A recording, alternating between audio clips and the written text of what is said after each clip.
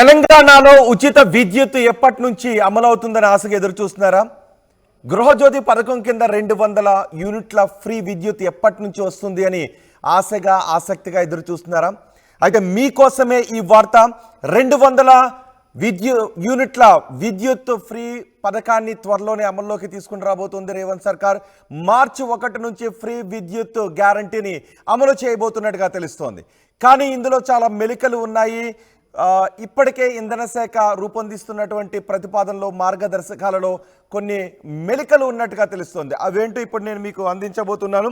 ఏదేమైనా మార్చి 1 నుంచి మాత్రం గృహాలకు 200 లోపు ఉచిత విద్యుత్తును 200 లోపు యూనిట్ల ఉచిత విద్యుత్తును అందించడానికి కసరత్తు చేస్తోంది ఇంధన శాఖ. అది ఇప్పటికే మనం చూసినట్లయితే గృహజ్యోతి పథకం కింద ఉచిత విద్యుత్ కోసం 1,09,00,000 దరఖాస్తులు వచ్చాయి. అందులో ఇంచుమించు 64 లక్షల దరఖాస్తులు ఆధార్ కార్డుతో లింక్ అయి ఉన్నట్టుగా గుర్తించారు. కానీ అందులో అర్హులు మాత్రం కేవలం 34 లక్షల మంది వరకు మాత్రమే ఉన్నట్టుగా తెలుస్తోంది. అయితే ఇక్కడ కొన్ని మెలికలు ఉన్నాయి. గత ఏడాది మీరు ఉపయోగించిన విద్యుత్ వినియోగానికి లోబడి మాత్రమే ఈ పథకం అమలయ్యే అవకాశం ఉంది అని తెలుస్తోంది. గత ఏడాది మీరు వినియోగించిన సగటు వార్షిక యూనిట్లను లెక్కలోకి తీసుకుంటారు. ఆ లెక్కలోకి తీసుకునే దానికి అదనంగా 10% జోడించి అప్పుడు మీకు ఉచిత విద్యుత్తుగా ఎన్ని యూనిట్లు వస్తుంది అనేది లెక్కగట్టి ఆ మేరకు మాత్రమే మీకు జీరో బిల్లును రూపొందించి ఇచ్చేటటువంటి అవకాశం ఉంది అని తెలుస్తోంది. కాంగ్రెస్ గవర్నమెంట్, కాంగ్రెస్ పార్టీ ఎన్నికల మేనిఫెస్టోలో చాలా హామీలు ఇచ్చింది, 6 గ్యారంటీలు ఇచ్చింది. అందులో గృహజ్యోతి ప్రతి అర్హుడకు కూడా, ప్రతి తెల్ల రేషన్ కార్డు ఉన్న వాళ్ళకి, ప్రతి పేదలకు 200 యూనిట్ల విద్యుత్తుని ఉచితంగా ఇస్తామని చెప్తోంది. కానీ ఇప్పుడు మార్గదర్శకాలు చూస్తే మాత్రం ఇందులో చాలా మెలికలు ఉన్నట్టుగా తెలుస్తోంది.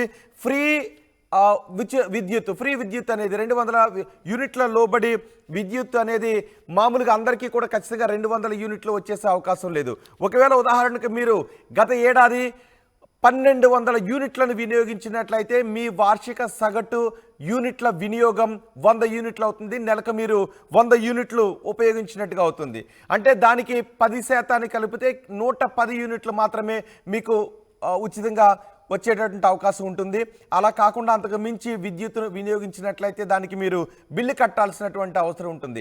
అంటే అంతకు మించి విద్యుత్తును వాడితే 110 యూనిట్లకు బిల్లు కట్టాలా, లేదంటే 110 దాటి అంటే 115 యూనిట్లు మీరు వినియోగించినట్లయితే ఆ ఎక్స్ట్రా వాడిన 5 యూనిట్లకు మాత్రమే మీరు కట్టాల్సి ఉంటుందా అన్న దానిపైన ఇంకా క్లారిటీ రావడం లేదు. ఇప్పటికే ఇంధన శాఖ దీనికి సంబంధించి కసరత్తు చేస్తోంది, మార్గదర్శకాలు రూపొందించినట్టుగా తెలుస్తోంది. ఫ్రీ విద్యుత్ పేరిట ఉచిత విద్యుత్ పథకాన్ని అమలు చేయడానికి మార్చి 1 నుంచి అమలు చేయాలని అనుకుంటున్నారు రేవంత్ రెడ్డి గవర్నమెంట్ అనుకుంటుంది.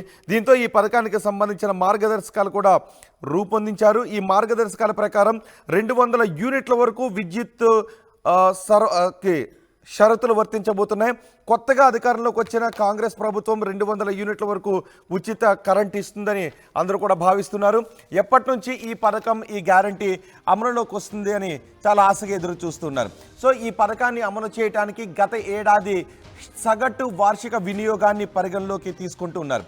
ఒకవేళ మీకు 200 యూనిట్లు ఫ్రీగా రావాలి అంటే గత ఏడాది మీరు 2,400 యూనిట్లకు లోబడి మీరు వినియోగించినట్లయితే పూర్తిగా ఈ సంవత్సరం 200 యూనిట్లను వినియోగించుకోవడానికి అవకాశం ఉంటుంది. ఒకవేళ 200 యూనిట్లు ఉచితంగా వస్తాయి కదా అని చెప్పి మీరు గత ఏడాది తక్కువగా వినియోగించుకొని ఈ ఏడాది ఎక్కువగా వినియోగించుకోవాలి అంటే కుదరదు. అంటే మీ ఇంట్లో గత ఏడాది కొన్ని విద్యుత్ గృహోపకరణాలు తక్కువగా ఉండి ఈ ఏడాది వాటిని పెంచుకున్నట్లయితే మీరు అదనంగా వాడేదానికి ఖచ్చితంగా బిల్లును చెల్లించాల్సినటువంటి అవసరం ఉంటుంది. అంటే మీరు గత ఏడాది 150 యూనిట్లు కనుక వార్షిక యూనిట్లు వాడినట్లయితే ఈ ఏడాది 1900 యూనిట్ల వరకు అంటే 190 యూనిట్ల వరకు వాడేటటువంటి అవకాశం ఉన్నట్లయితే మీరు ఆ ఎక్స్ట్రా 40 యూనిట్లకు కట్టాల్సినటువంటి అవసరం ఉంటుంది. 200 యూనిట్లకు లోబడే మేము విద్యుత్తును వినియోగించాం కదా అంటే అది కుదరదు అని రూపొందుతున్నటువంటి మార్గదర్శకాల ద్వారా అర్థమవుతుంది అని విశ్లేషణలు వినిపిస్తూ ఉన్నాయి. ఈ ఏడాది మీరు 200 యూనిట్లకు లోబడి ఉపయోగించిన, గత ఏడాది మీరు 200 యూనిట్లకు లోబడి ఉపయోగిస్తే మాత్రమే మీరు అర్హులవుతారు. మీకు తెల్ల రేషన్ కార్డు ఉంది, 200 యూనిట్లకు లోబడి విద్యుత్తును వినియోగిస్తున్నామంటే అలా కుదరదు అని మార్గదర్శకాలు రూపొందిస్తున్నట్టుగా తెలుస్తుంది. ఒకవేళ మీరు గత ఏడాది వార్షిక వినియోగం 2401 యూనిట్ వాడినట్లయితే మీరు ఈ సంవత్సరం ఈ పథకానికి అనర్హులుగా తేలేటటువంటి అవకాశం ఉంటుంది. మీకు తెల్ల రేషన్ కార్డు ఉండొచ్చు, ఆధార్ కార్డుతో లింక్ అయి ఉండొచ్చు. మీరు గత ఏడాది 2401 యూనిట్ వాడితే మాత్రం మీరు ఈ పథకానికి అనర్హులయ్యేటటువంటి అవకాశం ఉంటుంది అని తెలుస్తోంది. అలాగే బిల్లులు బకాయి పడిన ఈ పథకానికి అనర్హులుగా తేలేటటువంటి అవకాశం ఉంటుందని చెప్తున్నారు. తెల్ల రేషన్ కార్డులు ఉంటే మాత్రం ఈ పథకానికి అర్హులు. ఖచ్చితంగా తెల్ల రేషన్ కార్డు ఉండాలి. అలాగే గత ఏడాది వార్షిక వినియోగం 2400 యూనిట్లకు లోబడి ఉండాలి. అంటే నెలకు 200 యూనిట్లకు లోబడి ఉండాలి. మరి ఇల్లు లేని వారు, రెంట్కుంటున్న వారు, వారి కోసం ఎటువంటి మార్గదర్శకాలు రూపొందిస్తారు అన్నది కూడా ఇక్కడ కొంచెం ప్రశ్నార్థకంగా మారింది. ఒకవేళ మీరు తెల్ల రేషన్ కార్డు దారిలో అయి ఉండొచ్చు, ఆధార్తో లింక్ చేసి ఉండొచ్చు.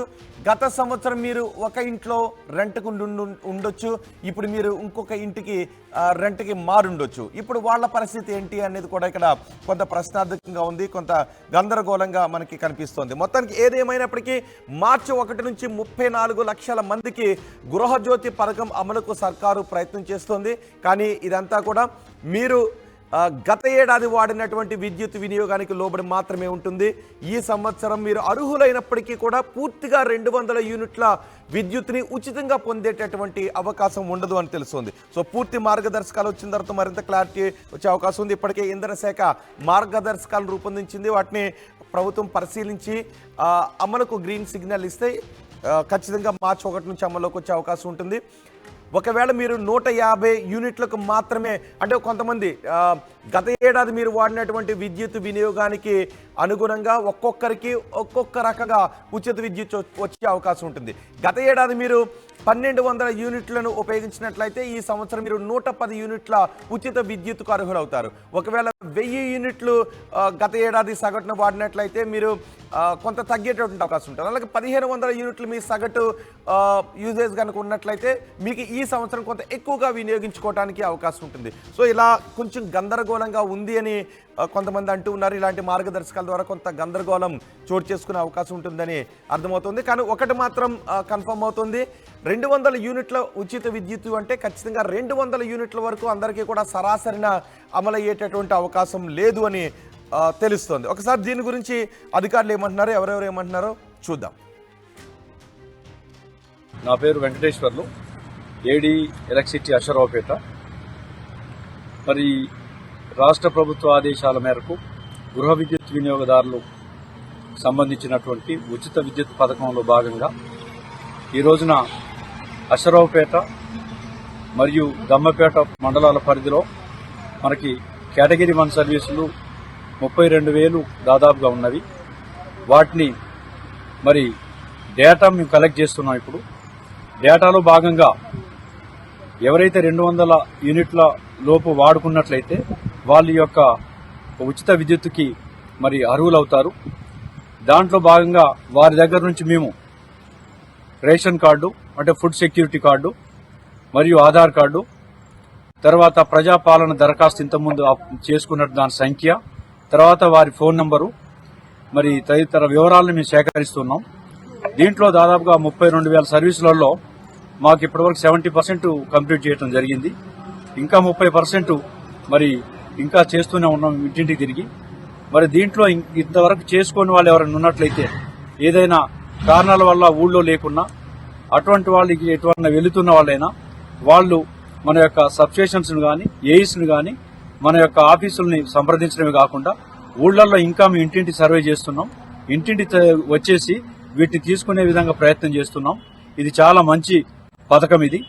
ఈ పథకాన్ని ఉపయోగించుకొని అందరూ కూడా లబ్ధి పొందాలని కోరుతూ, ఇప్పటివరకు మిగిలిపోయిన వాళ్ళు ఎవరు ఉన్నా కానీ వాళ్ళు అతి త్వరలో మా యొక్క సిబ్బందిని మరి కలుసుకొని వారి యొక్క వివరాలను పొందుపరుచుకోవాల్సిందిగా కోరుతున్నాం. Thank you. ఈ ఉచిత విద్యుత్ అనేది దీంట్లో ఉన్నటువంటిది ఏంటంటే, సర్వీస్ నంబర్ అనేది ఎవరి పేరు మీద ఉన్నా కానీ ఎవరైతే వినియోగదారుడు ఉన్నారో వారి యొక్క వివరాలు పొందుపరిస్తే సరిపోద్ది. వారి యొక్క రేషన్ కార్డు, వారి యొక్క ఆధార్ కార్డు, ప్రజాపాలన దరఖాస్తు సంఖ్య మరియు వారి ఫోన్ నంబరు.